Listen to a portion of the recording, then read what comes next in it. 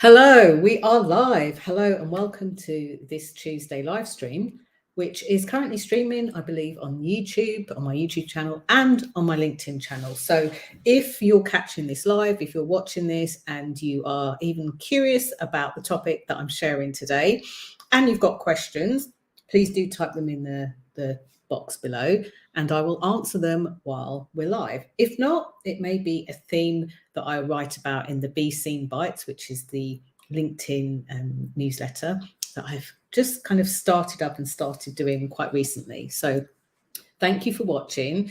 And today we're going to be talking about speaking in business when you're not a speaker. Now, I see this come from many different angles. So I regularly work with people's teams and coach, heads of and people that are going into high leadership roles, or maybe they are about to make the jump and go and look for or aspire to be the CEO of the company. And at that point, at that stage, they're very talented. They've got to where they've got to within that particular organization.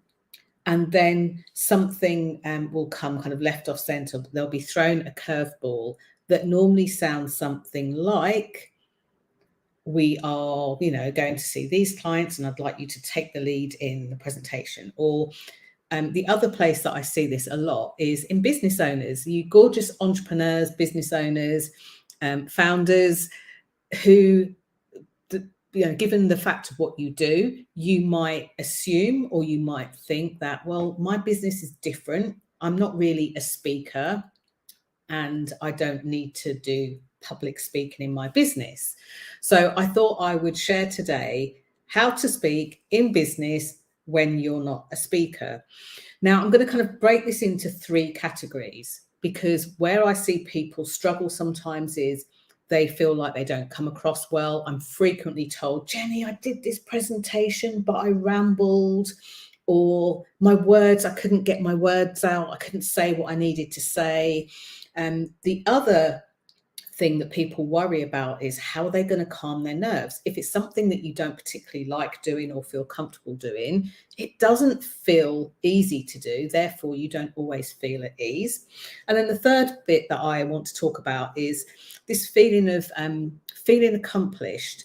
And there's a reason why people will do things. They'll sometimes mess things up, yet they'll still feel accomplished afterwards.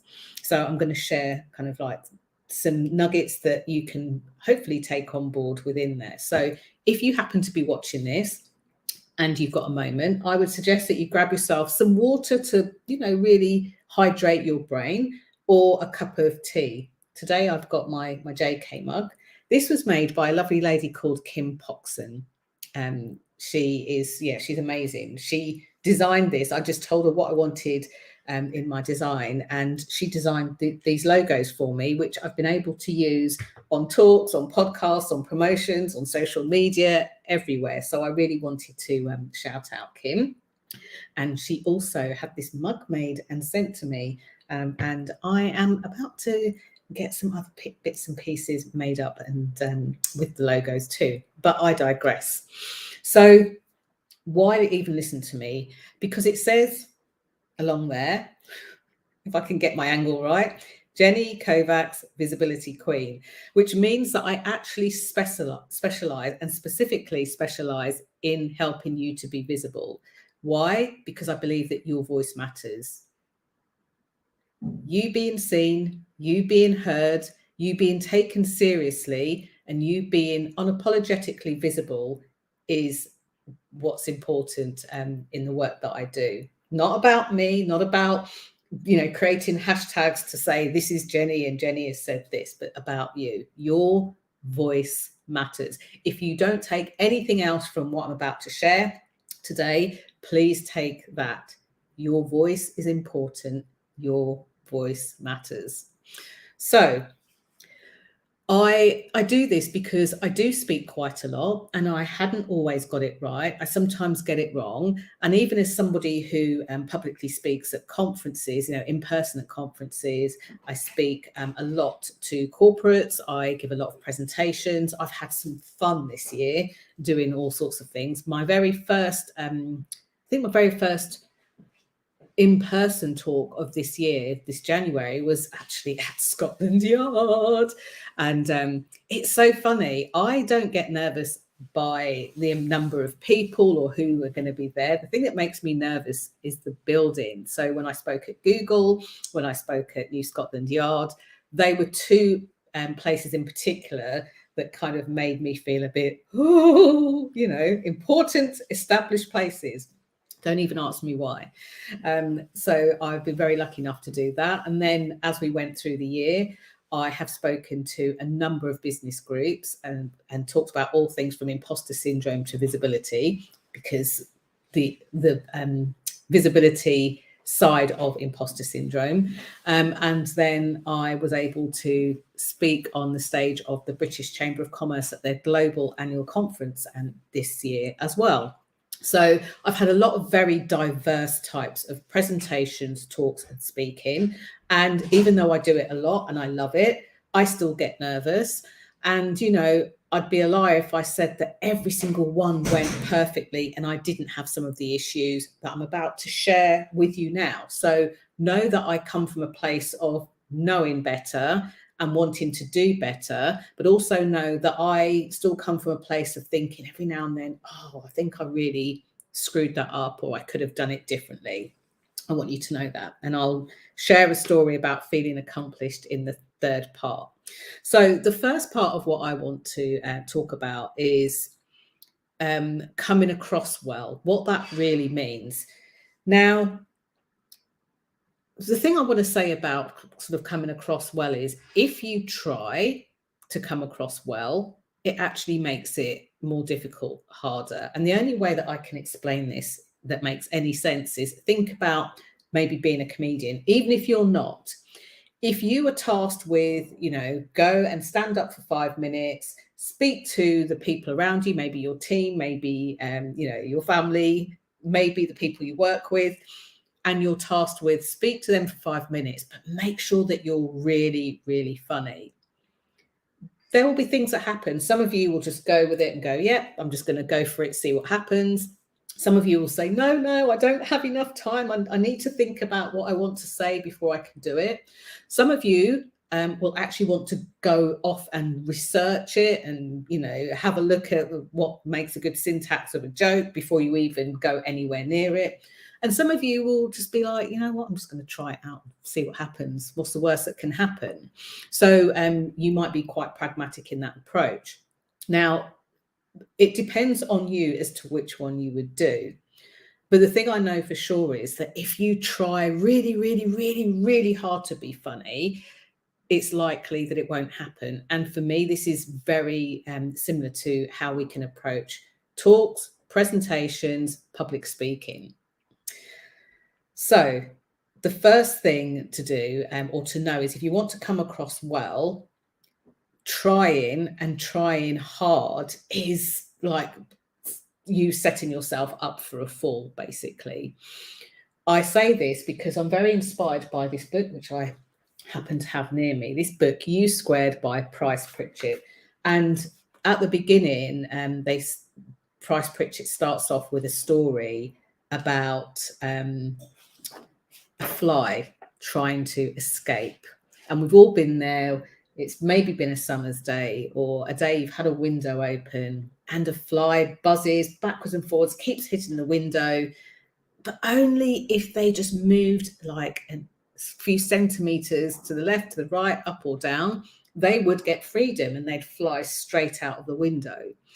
So I love what Price Pritchett says at the very start of the book. It's a quote by Heraclius, and it's from 500 BC. And it says, if you do not expect it, you will not find the unexpected, for it's hard to find and difficult. So if you want to come across well, trying really hard is likely to set you for a fall. So that's not the place to start. The other thing is the word try. Now, I know that many coaches have certain buzzwords that if they hear somebody say it, they will be all over them saying, no, you know, eradicate this from your vocabulary. And I get that sentiment. What I do want you to notice is when you use certain phrases, and the phrases that I hear the most when people don't feel they're going to come across well or be articulate when they're speaking or when they're presenting or even just talking about their services is the word try. There's try, can't, and but. Don't have time to go into all of those today, but I'm going to talk about the word try. How convinced would you be if I was your teenage daughter? My room was an absolute mess. You came into my room and said, "This is messy, Jenny. You've got to tidy it up." And my first response is, "Okay, I'll try." How convinced are you that I would actually tidy up my room? Even if I put on my best angelic face, I'll try. So, what I want you to practice and notice is when you hear yourself saying the word try, not to eradicate it, but notice when you're thinking it, when you've got the internal dialogue going, and when you're saying it. That's it. Don't try and stop it, eradicate it, or change it. Just notice it. What it normally indicates is that you've got something, an underlying concern about the thing that you're about to try. And that's it. It's just for you. Because when you notice what that concern is, that's when you can start to articulate and come across in the way that you want to. So, the other thing that I would offer in this segment is if you are looking to do your best job, come across well, be articulate, or anything else you associate with presenting your products and services, talking about them, speaking about them, anything like that, is to find your slice of gold. Now, in a very well-known book called The Big Leap, written by Gay Hendricks, he talks about your zone of genius. He talks about zone of excellence and zone of genius. And many of you have not only got the zone of genius, you've got zones of excellence, like more than one. You're good at more than one thing. You're good at a number of things. It's one of the biggest kind of butting points that a lot of people who come to me about their work in visibility struggle with, because they are great at a number of things, but they don't know how to sort of string it together so that when they're talking about it, it doesn't sound like it's all over the place or confusing to the person listening. I find this really easy. And I'll tell you honestly, the reason I find it easy is I've been doing it for years.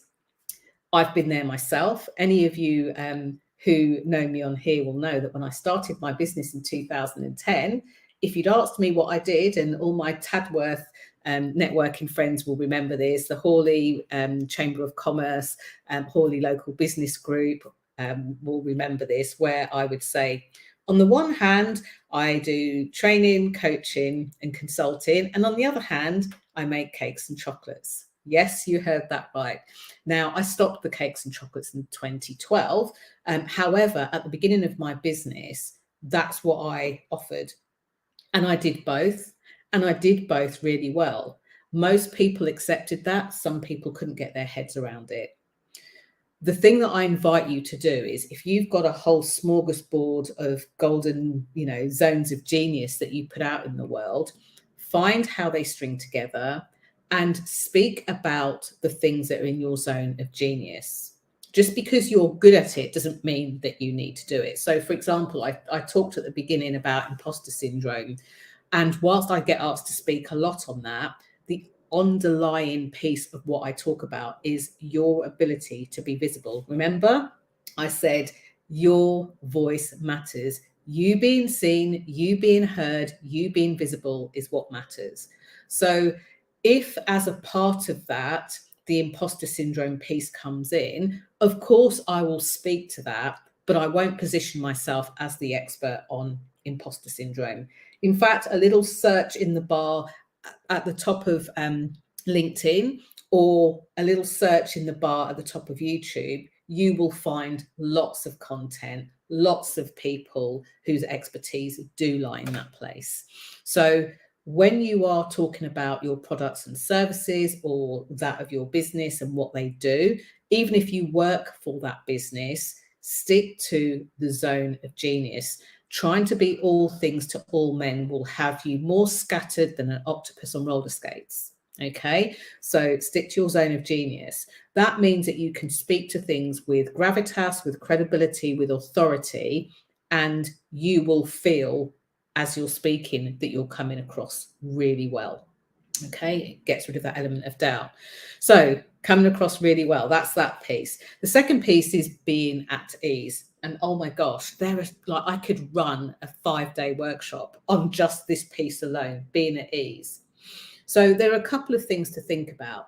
If you want to feel at ease when you are talking about your business, when you're presenting your products, your services, or you're speaking out publicly, there are some key things to start off with, and these are really important. You know, as you know, Jenny Kovac's Queen, Visibility Queen, the Queen of Being Seen. One of the things I talk about is, or are the 5 pillars that make up the Visibility Activator system. And the Visibility Activator system, it's 5 pillars, but it's a sequence of events, a sequence of techniques, tools that you can kind of like dip into and out, which will actually help to raise your professional profile, make you more visible, and for you to do it as you.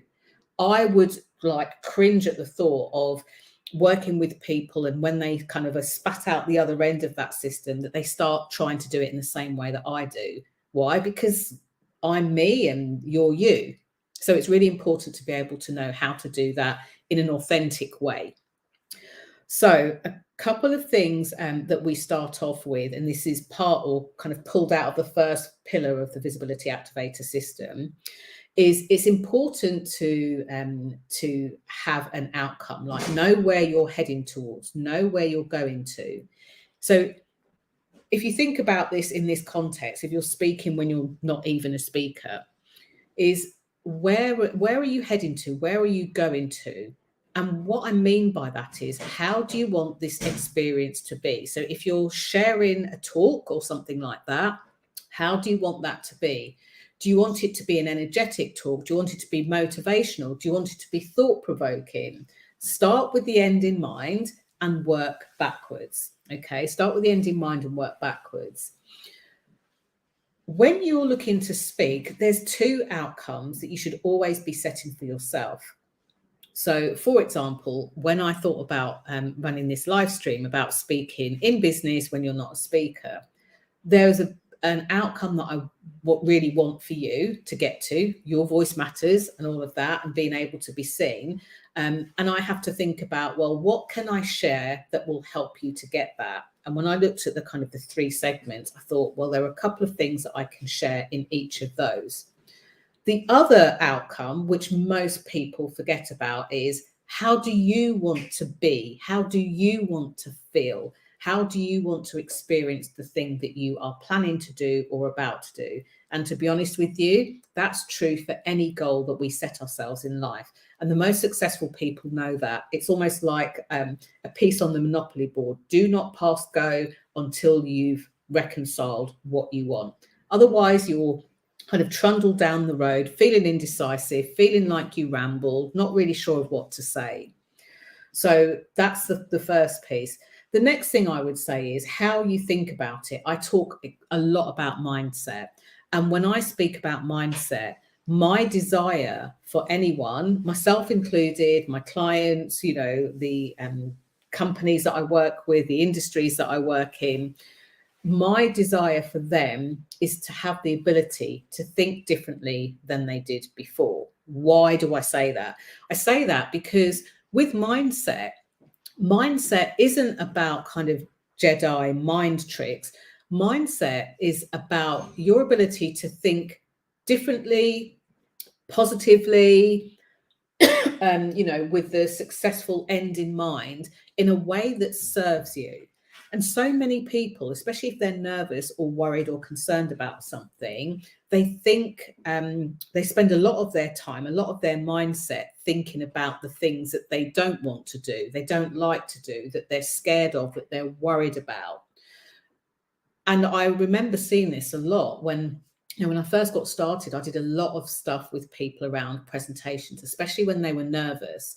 They would say really logical things about feeling nervous, and they couldn't work out why they felt that way. And I worked out very quickly, they spent a lot of time focused on all of the things that could go wrong, what was bad about the thing they were doing, more than where they wanted to get to, how they wanted to come across, what was the, object of doing the thing.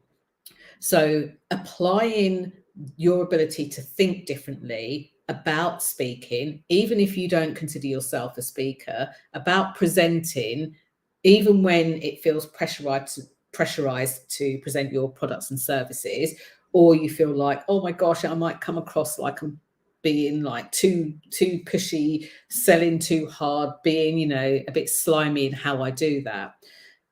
If you focus on that more, you're going to get more of that. So it's really important to think differently, and combine it with the first step of like, where are you trying to get to here? How do you want to come across? How do you want to be perceived? And in order to do that, the third piece of that is around vision. Now, this might sound very kind of up in the clouds and everything else, but anyone who's ever accomplished something great started off with a vision. I think the most overquoted but real piece around speaking and presentations is always Martin Luther King's speech. He had a dream. That was his vision. There are other useful analogies for you to think about in your vision, to be at ease and really to explore like how it's going to feel to you, what it's going to look like, what will people say to you, what will you say to yourself. I remember a few years back when I ran one particular workshop on speaking, it was so amazing to see somebody who was like, in their own words, really scared of presenting and talking about the work that they did, to come to the front of the room. It was a small and lovely kind of intimate group, but they came to the front of the room and we had this conversation about some of the things that really kind of, heckled them, things that really got onto their skin and made them most nervous. And we were very quickly able to identify some specific things. And literally through a conversation, by the end of that conversation, which didn't last any more than like, that whole segment didn't last any more than 15 minutes, they were like, oh, that's really strange. I just don't feel as anxious as I did before. There are ways to do that. And if we look at how you are constructing how to be, uncomfortable with public speaking, or to feel anxious or nervous about it, that helps. When we look at that, we can kind of deconstruct it very quickly and then set you on a path to visioning in the way that you want to. It's one of my favorite exercises to do when someone says, oh, I've got a really important meeting and I've got to talk about my project, or I'm, being kind of like my feet are being held to the fire, hauled over the coals, and I just don't know what to say. Or, what I'm hearing increasingly from a lot of founders, business owners, is that, I've got a member of my team, they're so ambitious and I can see the gold in them. I can see how great they are, but, I'm not sure they're going to cut it. They've said this or they've done that, and I can't understand why. Have they got like some sort of death wish for their career? They're all very easily solved. So the next piece I want to talk about before I wrap up is feeling accomplished. Now, this really ties into what I was saying before, feeling at ease and having a vision and mindset, because here's the thing. If we don't have the clear vision, don't know where we're going, have the mindset that has us focus on the things that we don't want instead of the things that we do want, it makes it harder for us to accomplish our goals. If we think, well, we're just going to keep trying really, really, really hard, like the fly buzzing against the window pane, you could well end up in a very static pile on the windowsill instead of flying free out of the window. But all of these things are harder to accomplish if we don't go back to what we believe to be true. Now, many coaches will refer to this as limiting beliefs, but it's not always easy for people to understand outside of the personal development world what a limiting belief is. And as its name suggests, it's something that we believe normally about ourselves, which stops us or limits us in some way. Now, what I will say is, beliefs or limiting beliefs have absolutely nothing to do with religion or dogma or anything else like that. It's all to do with what we believe about ourselves to be true. So in order to, in fact, let me start off with that. I wasn't going to start in that place. So there are a couple of things we tell ourselves. There are lots of things we tell ourselves, but these are the ones that come up kind of most commonly, especially when it comes to speaking in business. And the reason I think it comes more for speaking about your business or within somebody else's is it means a lot more. There's like a lot more weight on it. Whereas sometimes when we're speaking about something else that we kind of don't care as much about, we haven't got that emotional attachment. So the things that limit us don't always come up. What I find is there are three things that get in the way. The belief that we feel that we have to substantiate what we believe to be true to ourselves. And we do this so quickly. We've done it on automatic pilot so quickly, so consistently that we don't even think about how we do it anymore. But when we substantiate to ourselves what we believe to be true, no amount of logic, no amount of reasoning, no amount of persuasion will have you change your mind.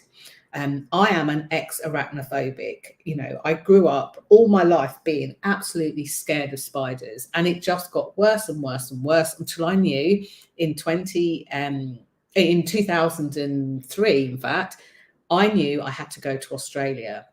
And all I kept hearing about Australia was, oh, you'll go there, you'll love it, but the spiders are this big.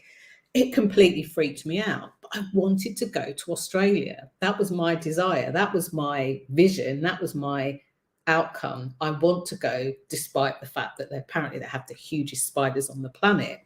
And I knew that I wouldn't be able to go and enjoy myself, you know, if I still had this fear. So I actually did, I don't know if they still do it, the London Zoo used to do a friendly spider program, which was basically for anyone who was arachnophobic or didn't like spiders, they could go through this program. And London Zoo, if you're not doing that anymore, I think it'd be a good thing to start, because it's just one of those things, especially now Halloween's out of the way. And, you know, my identity was, I don't like spiders. I don't want to be in a room with a spider. Me and them don't get on. That was it. There, you know, I had people saying, yeah, but you're so much bigger than them. Oh, you can tread on them and squash them and kill them in 2 seconds, and then there's no threat.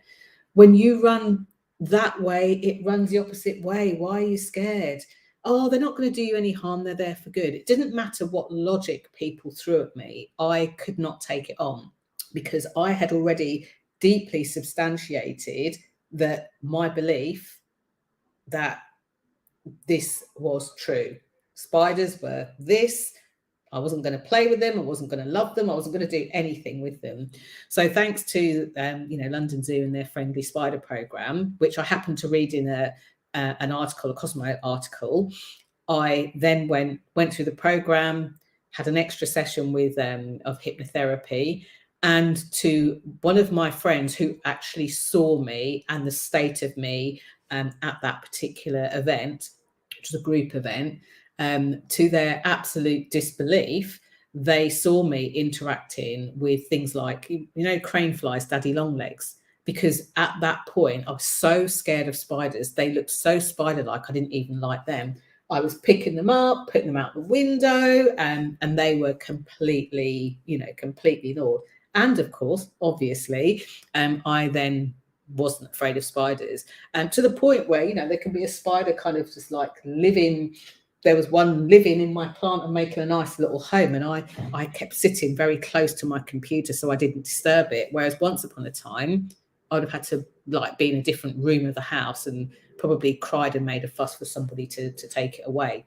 So when we substantiate what we believe to be true, that something is bad, harmful, or we're rubbish at something, we're not good at something, we're fearful of something, you can't reason yourself out of it. You really do need to at least get somebody else that can help you with that. Sometimes in my spider case, it was a hypnotherapy session, but it could be a coach. It could be somebody who is skilled at kind of questioning and helping you to uncover what your belief to be true is, so that you can move in the direction that you want to.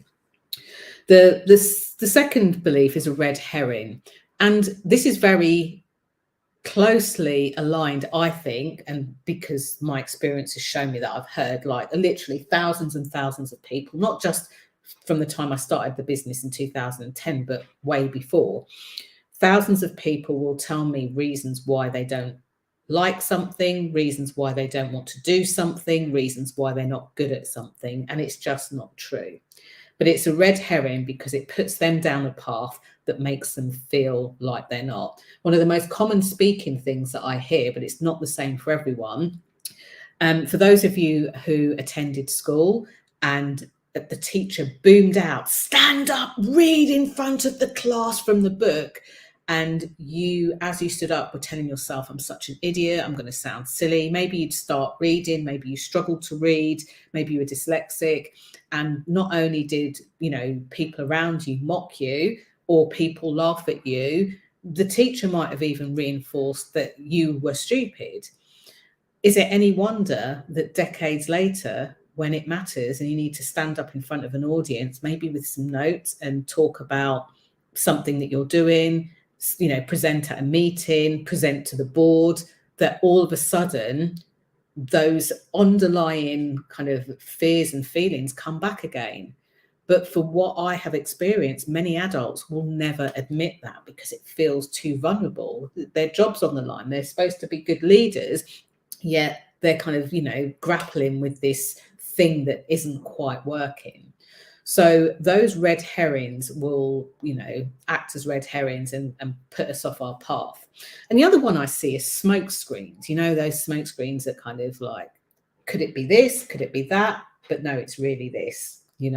And we will build those around ourselves. Now, if we can't loosen what we believe to be true in any of those instances, it then makes us feeling accomplished really difficult. So there's a couple of other pieces of advice I'm going to close off with.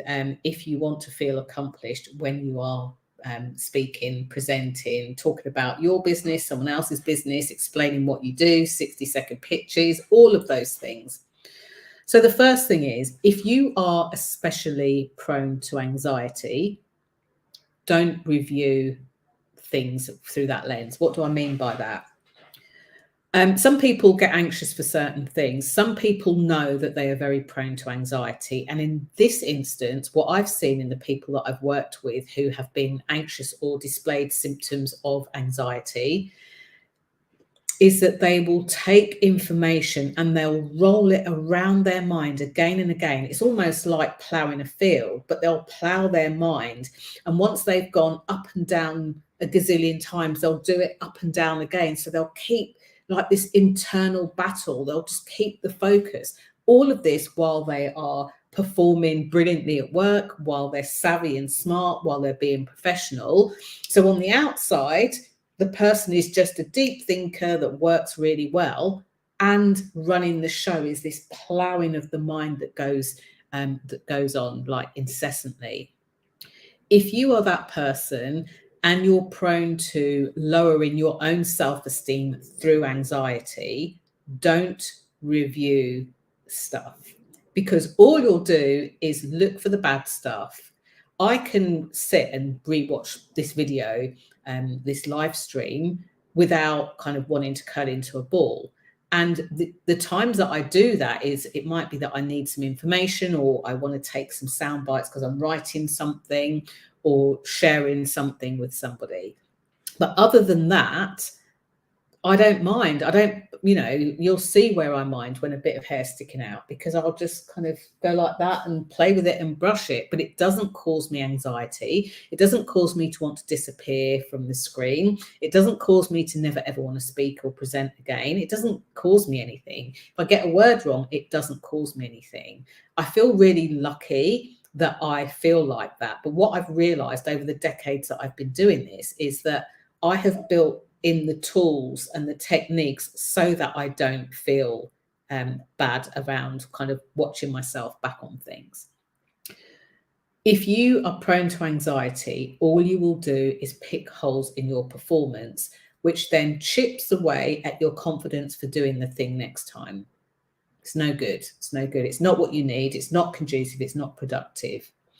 What I want you to do, and for those of you who are anything like me, maybe that don't go into the depths of anxiety, and it's not to say that I never do. Of course, there are times where I'm like, oh my gosh, what have I done? What am I going to do? What am I going to say? All of that kind of stuff. But I don't stay there very long. If you are very, very prone to anxiety, maybe don't do step 2 until you know you can do it in a way that serves you. And step 2 to feeling accomplished is reviewing, what will I do differently next time? Now, I talk a lot about this in my talks, in my paid trainings, but what I do want to say is the key word here is differently, not what will I do better, because better presupposes that what you did was rubbish and pants, and it puts you into that anxiety. Now, I remember hearing Jason Fox speak about this at a conference I was speaking at, and he was speaking at too. I went and listened to his talk, and it really resonated with something that I do. And he talked about his time in the forces, how they would debrief something literally the moment it happened. So they'd literally be wet and soggy out in the field, back in some form of classroom straight away, no breaks, and then they would debrief. This is like a debrief. But when you look at a what will I do differently next time, you're looking at everything that worked, anything that might not have worked as well as you wanted it to, but also the things that worked well. And what that does is it gives you a whole menu of your own ability to have your own checklist. And this could differ for absolutely everybody, you know?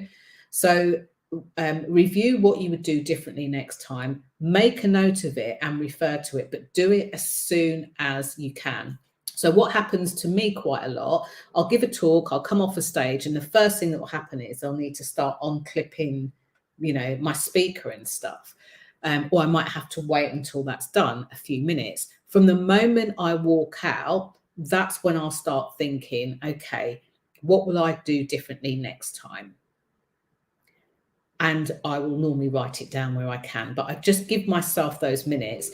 There are times where, you know, I'm honest, I forget, and then I'll get home and I'll be buzzing and getting great feedback. And then it could be like 12 hours later, 2 days later, I'm like, oh gosh, I need to think about that. The longer you leave it after the event, the harder it is to recall. And if you're worried about feeling accomplished, what you're likely to do is to remember it in a worse off way than it actually was. And I'm going to share a story because this is a true story of what happened. I did a speaking event and I had quite a relatively short time frame. And any of you that have met me know that I like to share, I like to talk. I mean, at a really short time frame. And the brief for the talk, which was given to me like 3 or 4 months before, was very specific. And what I didn't do was I didn't go fully down the well-formed outcome. What do I want those people to do differently or think differently? I did go down it a little bit, but not as deeply as I could have done. That was one of my, that's what I do differently next time. And I decided to come away from what I'm traditionally known for, visibility, and speak to this topic based on what this other person had said. And in hindsight, had I have kind of gone down the visibility route, I think it would have landed a lot differently. But I did the talk anyway, you know, it's filmed as always. And even though people were paying attention and they were making lots of notes, I still came away feeling like it didn't land in quite the way some of the others had landed. I don't mean to do it. I don't intend to do it, but I get so excited about visibility as a topic that once I finished even a webinar or something online, people are often excited and energized to go off and do their own thing. So when I do that in person, the same thing happens. And I just felt like it wasn't as energetic because it was deep thinking. I asked a lot of reflective questions. Now, this didn't make me feel accomplished. And to this day, I spoke to a colleague of mine who was at the event, and I'm still like, it just wasn't the same as my normal kind of stuff. And they said, I was in the audience, I watched it, I heard it, it was compelling. And I could feel the people around me really getting into it. But I will still convince myself that it wasn't as good as it could have been. And the reason I share that with you was because I said this at the beginning.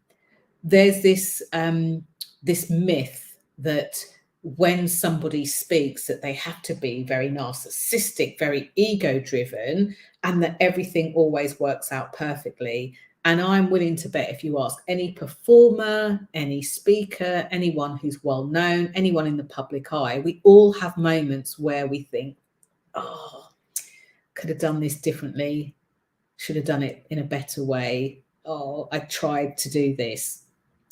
And if you notice some of the words that I used in that, try, could have, should have, they are words that indicate how we feel about the thing we're doing.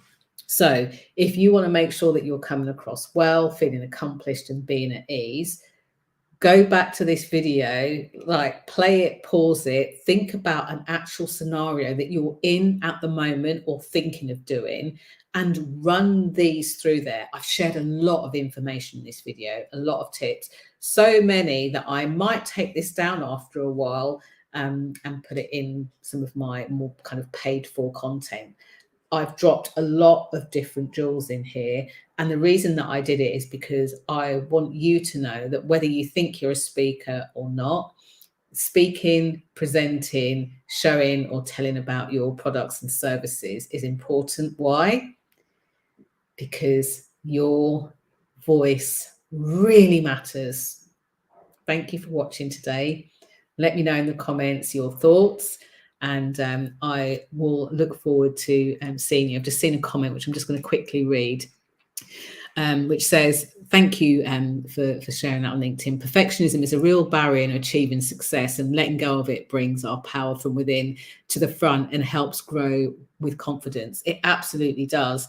And I don't know how much of this that you heard, but you'll hear that if you have a belief that limits you, it doesn't matter how much we try and make it logical, it will often change. But thank you so much for your comments. And I shall go back and read any comments to make sure I didn't miss them. Thank you. Thank you so much. It was a bit of a long one, but hopefully a useful one. And if you want to watch this back, the recording will be shown on LinkedIn. And if you prefer not to watch on LinkedIn for whatever reason, maybe you're at work and you're not supposed to be, and you maybe want to watch it on your commute, just go over to at Jenny Kovacs on YouTube, my channel, and you'll be able to watch it there. Keep it in your favorites, like it, comment, and drop even more gems that Sebastian's dropped in the comments there. Thank you so much for your comments. I really love that. And I'll see you next week. Bye for now.